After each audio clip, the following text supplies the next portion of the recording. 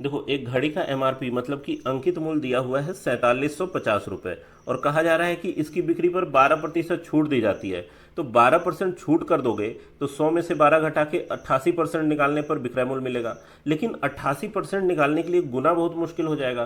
तो देखो, इसका शॉर्ट तरीका ये है कि इस 4750 में से इसका 12% हम लोग घटा दें, और 12% निकालने के लिए पहले 10% करेंगे तो क्या आएगा, 475। और देखो, 2% करना है तो 1% तो 47.5 होगा, 2% होगा 95। मतलब 475 और 95 का जोड़ 570, इसमें से अगर हम लोग घटा दें तो हम लोग को मिल जाएगा क्या, विक्रय मूल्य।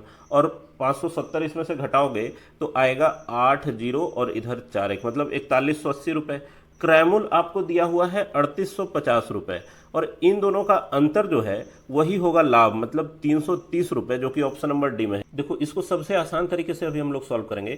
कहा जा रहा है कि पुराने फोन को 6360 में बेचने पर खरीदने पर आई लागत से 47% कम मूल्य प्राप्त हुआ। तो अगर मूल्य 100% रहा होगा, उसमें से 47% कम मूल्य प्राप्त हुआ, तो इसका मतलब जरूर 53% पे बिका होगा। आपको इस क्वेश्चन में इसी 53% का मान दिया हुआ है, 6360 रुपये। तो भाई 1% का मान क्या हो जाएगा, 6360 बटा में 53 करना होगा। और देखो, 53 से काटना बहुत आसान है, 53 एकम 53, 10 बचेगा 63 में से, 106, 53 दूना 106, 120।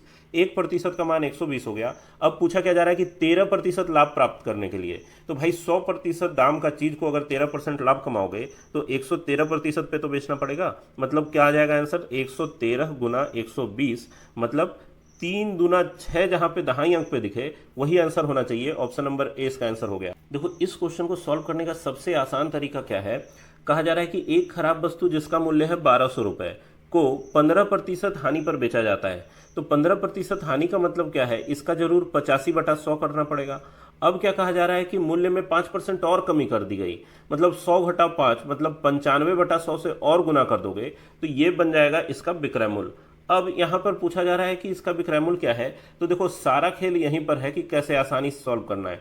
2 जीरो से तो 2 जीरो कट गया, और 4 से 12 3 बार में कटता है, 4 से 100 कटेगा 25 बार में, 5 से 85 17 बार में, और 5 से 25 5 बार में, और 5 से 95 फिर काट लो 19 बार में।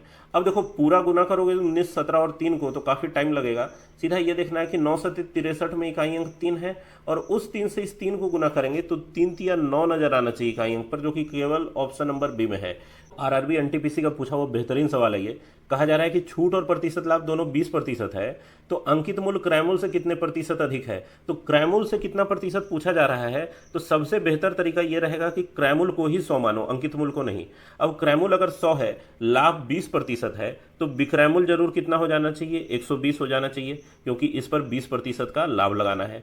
अब बोला जा रहा है कि छूट भी 20% है, तो भाई अंकित मूल्य मतलब मार्क प्राइस कुछ भी रहा होगा, 20% छूट दोगे तो 80% में बेचोगे, और यही विक्रय मूल्य तो 120 निकल के आया है। तो अगर इसको हम लोग काट दें तो भाई 8 से 120 कटेगा 15 बार में, और एमपी मतलब अंकित मूल्य निकल के आ जाएगा कितना, 150। अब देखो कितना आसान है, क्रय मूल्य 100 रुपया है, अंकित मूल्य 150 रुपया है, तो कितना अधिक है, 50 रुपये अधिक है।